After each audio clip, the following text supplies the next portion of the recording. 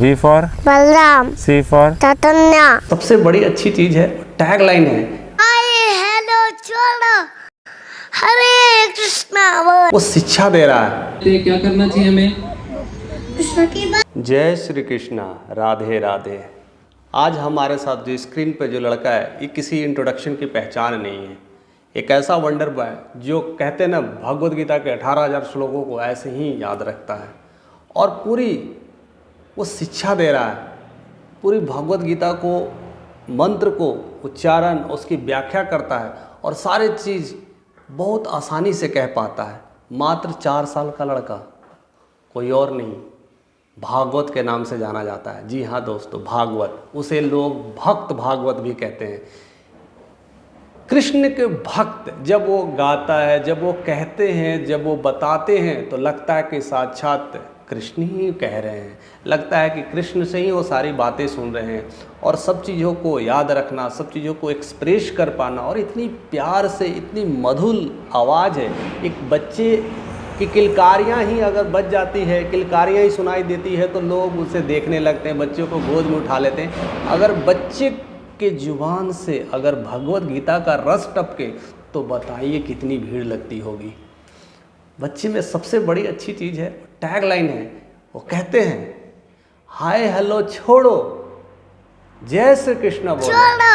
और मुझे बहुत अच्छा लगता है सारी चीज़ें, उनकी बातें जिस तरह से कहते हैं और सेंसेशन है। आज के इस इंटरनेट युग में हर कोई जानता है उन्हें, हर कोई देखता है, उनको सुनने की कोशिश करता है। और मात्र 4 साल का बच्चा 2020 में जन्म लेने वाला और आज वंडर बॉय की तरह एक्सप्रेस कर रहा है। हर जगह इंस्टीट्यूशन में जा रहा है, हर जगह लोगों को बता रहा है। पूरी दुनिया उसे कायल है उसे सुनने के लिए और हर जगह एक अचानक से बच्चा ऐसे आकर करके और वृंदावन की गलियों से निकल करके इस तरह से एक्सप्रेस कर पाना, तो कहीं ना कहीं हमें भी लगता है शायद हमारे बच्चे भी ऐसे होते, इसी तरह का ज्ञान उसे भी होता। कुछ गाएंगे। राम रियलिटी में तो है, आखिर बच्चे ऐसे आते कहाँ से, इतने सारे ज्ञान मिलते कहाँ से। कभी कभी तो हम कहते हैं कि ये ईश्वर का दिया हुआ है, ईश्वर ने ही ये साक्षात भेजे हैं, शायद ईश्वर का ही रूप है, अंश हो सकता है, that is the right way. But उत्सुकता तो बनती है ना दोस्त कि ऐसे कैसे भक्त भागवत इतना कैसे, इतना सारे ज्ञान लेकर कैसे आए और इस तरह का सारे चीज़ें हुआ कैसे। और उसे आज हम समझने की कोशिश करेंगे कि इंसान की किसी भी तरह का स्टेज अगर मिलता है तो सबसे बड़ा रोल होता है गुरु का। आप सब जानते हो कि बिना गुरु ज्ञान नहीं। अगर जीवन में अच्छे गुरु और सच्चे गुरु मिल जाए तो उनकी इस नैया बहुत आसानी से चलती है। जीवन में एक नई ऊंचाइयों को छू लेता है और जीवन में ऐसी ऐसी सिद्धियां पा लेता है कि लोग देख करके दंग रह जाते हैं। जी हाँ दोस्तों, वैसे ही भक्त भागवत के लाइफ में भी गुरु आया था।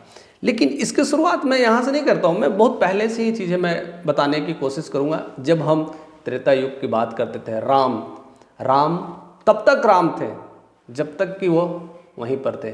लेकिन जैसे ही वो गुरु के आश्रम में गए, जैसे ही वो वशिष्ठ जी के पास गए, तब उन्हें जिस तरह से ज्ञान का संगम मिलते गया, जिस तरह से ज्ञान बढ़ते गया, आज राम को हम पूजते हैं, आज राम को हम याद करते हैं और वो पुरुषोत्तम राम कहे जाते हैं। उसी तरह से देख लीजिए, जब हम द्वापर युग आते हैं तो कृष्णा को भी देखिए, दुर्वासा ऋषि, संदीपनी ऋषि जैसे गुरु मिले और उस गुरु की बदौलत उन्हें इतना सारा ज्ञान हो गया कि आज भगवत ज्ञान हम ले पा रहे हैं, समझ पा रहे हैं।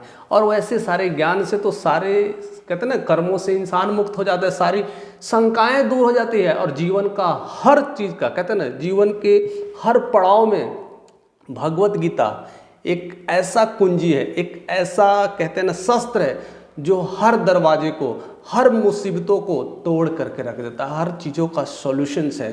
तो कहते हैं ना, हमारे लाइफ का एक तरह से मैनुअल है। जैसे आप किसी रेस्टोरेंट में जाते हैं तो आपको पता नहीं होता है क्या खाना है क्या नहीं खाना है, तो वहाँ पर एक मैनुअल चार्ट दिखाया जाता है और कहते हैं कि ये क्या खाना है, आप वहाँ पर वो खाते हैं, ऑर्डर करते हैं। वैसे ही जीवन में अगर आगे बढ़ना है, जीवन में सारी परेशानियों से बचना है और जीवन में उन्नति करना है तो भगवत गीता ऐसे ही मैनुअल की तरह इस्तेमाल होते हैं और उसमें भक्त भागवत ने साक्षात स्कूल में क्या क्या पढ़ते भगवत गीता खोल खोल के रखते हैं, क्या ऐसे उसे पन्ने पलटते हैं तो इंसान दंग रह जाता है कि ये 4 साल का बंदा, एक 4 साल का बालक इतने तेजिस कैसे। तो समझने की कोशिश करते हैं कि ये कैसे हुआ।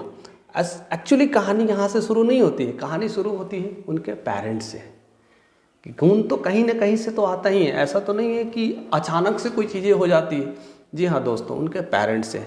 और सबसे बड़ी बात है कि वो उनके जो पेरेंट्स हैं आदित्य शर्मा और दूसरा है साची देवी, दोनों के दोनों सॉफ्टवेयर इंजीनियर, एक एमटेक किए हुए थे और एक बीटेक किए हुए थे। दोनों अच्छी जॉब, अच्छी नौकरी, 10 लाख का पैकेज, लेकिन सब कुछ छोड़ करके वृंदावन में आ गए। ऐसी क्या चीज़ है, ऐसा क्यों हो जाता है? इतना सब कुछ पाने के बाद लोग एकदम से पूरी रास्ता ही चेंज कर लेते हैं। कभी कभी तो लोग इसे पाने के लिए तो कितनी लड़ाइयाँ लड़ते हैं, कितने मार काट करते हैं और कितने लोगों की नौकरियाँ खाते हैं, बहुत सारी चीज़ें करते हैं और तंग करते हैं ऐसी सारी उपलब्धियाँ पाने के लिए।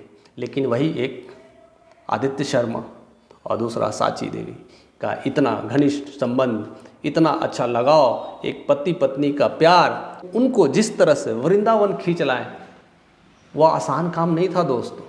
अक्सर इंटरव्यू में लोग उनसे पूछते हैं ये सब अचानक से कैसे। उसमें अपना निर्वाह करो और हमारा सारा टाइम कृष्ण सेवा में। जब तक जीवन में समस्या ना हो तब तक आप शांति की खोज में नहीं निकलेंगे। तो जाहिर सी बात है समस्या आई होंगी, परेशानियाँ आई होंगी। पैसे तो आ रहे हैं, नौकरी तो है, कमा तो रहे हैं, लेकिन परेशानियाँ कभी खत्म नहीं होती है दोस्तों। चाहे आप जीवन में कितना भी पैसा कमा लें, लेकिन आपकी परेशानियाँ खत्म वहीं पर होती है जिस दिन से आपको अध्यात्म का ज्ञान मिलने लगता है, जिस दिन से आपको भगवत का ज्ञान मिलने लगता है।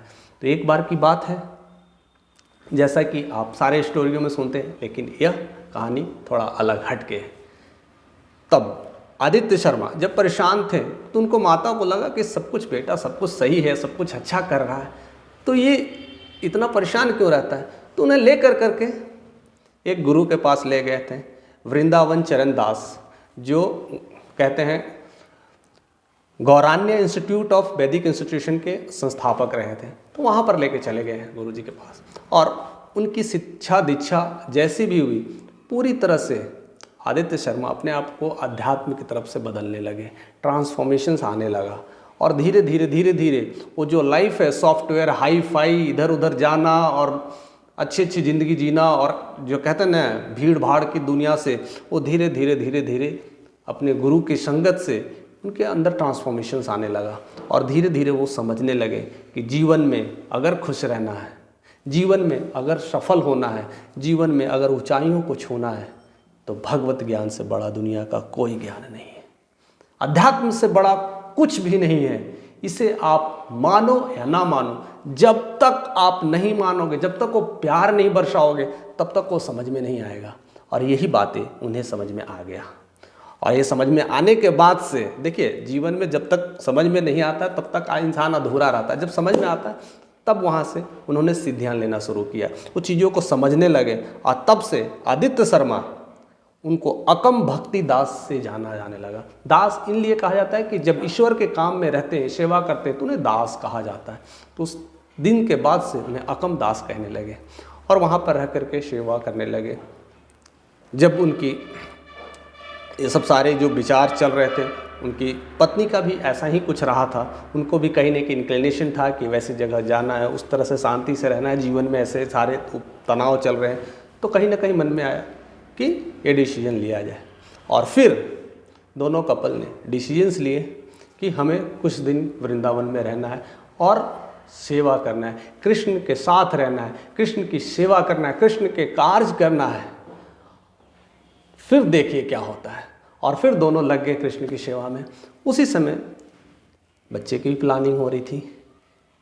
शादी होने के बाद जाहिर सी बात है हर कोई फैमिली चाहता है, तो बच्चे की प्लानिंग चल रही थी। अब वहाँ बच्चे की प्लानिंग के लिए ऐसा नहीं है कि आप जैसे जैसे आप भगवान की शरण में आते हैं तो आप गृहस्थ जीवन को त्याग देते हैं। नहीं, गृहस्थ जीवन के साथ भी आप भगवान की सेवा कर सकते हैं।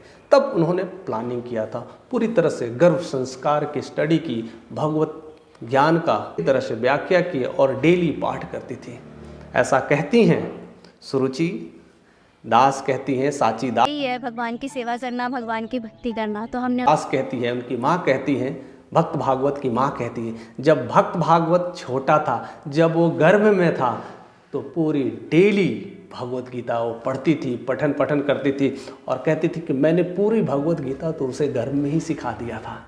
ऐसे जैसे कि अभिमन्यु का आपने सुना होगा कि कैसे अर्जुन ने सुभद्रा को जैसे ही सिखाया था चक्रव्यूह को तोड़ने के लिए, और वही चीज़ अभिमन्यु में वो डेवलप हो गया, जबकि वो अभिमन्यु उसी था, गर्भ में ही था। उसी तरह से भक्त भागवत में भी ये सारे गुण आ गए हैं, क्योंकि उनकी माँ जो साची के बारे में याद दिलाना है। तो इसका जो जीवन है आने वाला दास थी, उन्होंने पूरी तरह से भगवत गीता का अध्ययन करना शुरू किया और सिखाना शुरू किया, सब चीज़ बताना शुरू किया और कृष्ण की सेवा करने लगी। धीरे धीरे धीरे धीरे वो सारे चीज़ें पनप रहा था। कहते हैं बच्चों का भविष्य, बच्चों का जो आगे की क्षमता होती है वो उनके बीज से ही पता चल जाता है। तो उसकी उत्पत्ति में ही ये सारे गुण चीज़ थे। और कहा क्यों ना हो, क्योंकि इतने बड़े सारी चीज़ दुनिया देख चुकी, सारे कुछ मल्टीनेशनल लाइफ देख चुकी, सब कुछ देखने के बाद लगा कि दुनिया का सबसे बड़ा खुशी यही है। और वो तैयार हुआ 2020, वो सुनहरा अवसर, एक बच्चे की किलकारियाँ। अब माँ और पिता एक ऐसे शख्स थे जो एक गुरु से दीक्षा लेने के बाद कृष्ण की सेवा में रहने तरह डेडिकेशन से स्पिरिचुअल नॉलेज को फैलाना है। वाले लोग अब बच्चे की जो देखभाल भी करने लगे, वो दोनों करने लगे। उन्हें उस तरह से मंत्रों का उच्चारण, डेली पूजा पाठ, ये सब सारे चीज़ें बच्चे जैसे जैसे बड़े होने लगे, ये सब सारे चीज़ें उन्हें जन्म से ही मिलने लगा। ध्यान, पूजन, पाठन और रहने के लिए वृंदावन, इससे अच्छी जगह और क्या हो सकती है। कृष्ण के धाम, कृष्ण के घर रहने के लिए जगह मिल गई, तो फिर और क्या है, फिर किस चीज़ की कमी है। बच्चा धीरे धीरे धीरे धीरे बड़ा होने लगा और वह पूरी तरह से भागवत के सारे पन्ने को ऐसे ही उलट के हरे कृष्णा 18,000 वर्ष को ऐसे ही पढ़ गया। इतने सारे वर्ष पढ़ने के बाद, श्लोक पढ़ने के बाद डेली वो मंदिर डेली जाया करते थे।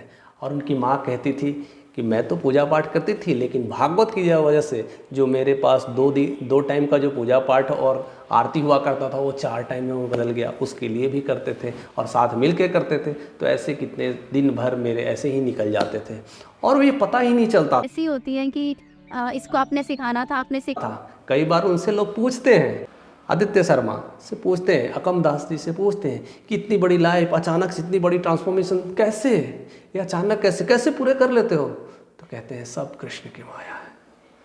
और कृष्ण भी हमेशा यही कहते हैं, तू करता वही है जो तू चाहता है, तू करता वही है जो तू चाहता है, होता वही है जो मैं चाहता हूँ। इसलिए कृष्ण कहते हैं तू कर वही जो मैं चाहता हूँ, होगा वही जो तू चाहता है। तो कृष्ण की तो सारी बातें, सब कुछ तो कह दिए हैं, सारे कुछ तो करना है। तो आपको करना क्या था, बस उनकी सेवा में करना है, उनके साथ लगे रहना है। अब वो सारा काम कृष्ण करने लगे। अब उनकी सारी चीज़ें जो इतना बड़ा कोई नहीं जानता था, आदित्य शर्मा कौन है, सूचीदास कौन है, बस उन्होंने कृष्ण की सेवा में लगा दिया, सब कुछ छोड़ करके उन्हीं की भक्ति में सब कुछ लगा दिया। और देखिए महज मात्र 3 साल होते होते भक्त भागवत ने वो चमत्कार चीज़ें करना शुरू किया। आज वह वंडर बॉय भगवत भक्त, नाम भी तो देखो, भगवत गीता यानी भगवत भक्त भागवत के नाम से जाने जाते हैं।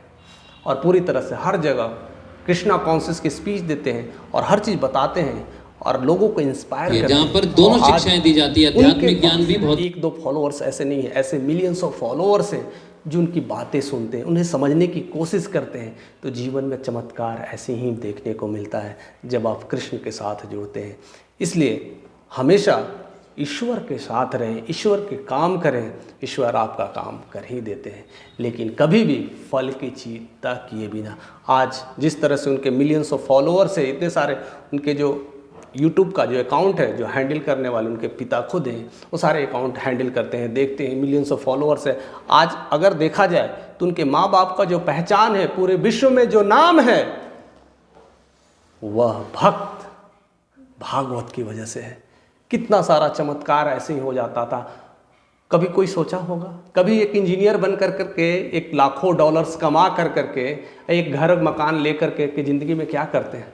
मात्र महज 3 साल 4 साल के अंदर कृष्ण की भक्ति से पूरे वर्ल्ड में वो जाने जाते हैं, पूरे वर्ल्ड में उन्हें लोग सम्मान देते हैं, उन्हें लोग बुलाते हैं। आज भागवत जब भी जाते हैं अपने पिता को साथ में लेकर जाते हैं और साथ में कृष्ण की प्रतिमा, कृष्ण को अपने साथ लेके जाते हैं, भागवत की किताब लेके साथ जाते हैं, लोगों को गिफ्ट करते हैं, किताबें गिफ्ट करते हैं, प्रेरित करते हैं, बच्चों को सिखाते हैं। अभी वो थोड़ी किताब की दुनिया से और बाहरी दुनिया से अनभिज्ञ हैं, तो कभी कभी उनके साथ बहुत सारे इंसिडेंट हो जाते हैं। लोग कहते हैं कि ये सब कर क्या रहे हैं, ये सब चाहते क्या, इतने परेशान क्यों रहते हैं, क्यों परेशान रहते हैं, कृष्ण के साथ नहीं रहते हैं क्या? तो ऐसी सारी बहुत सारी अटखेलियाँ हैं, बहुत सारी चीज़ सीखने को मिलेगा। जैसे कृष्ण बचपन में क्या करते हैं, माखन खा रहे हैं, घर वाले सारे परेशान हो जाते हैं।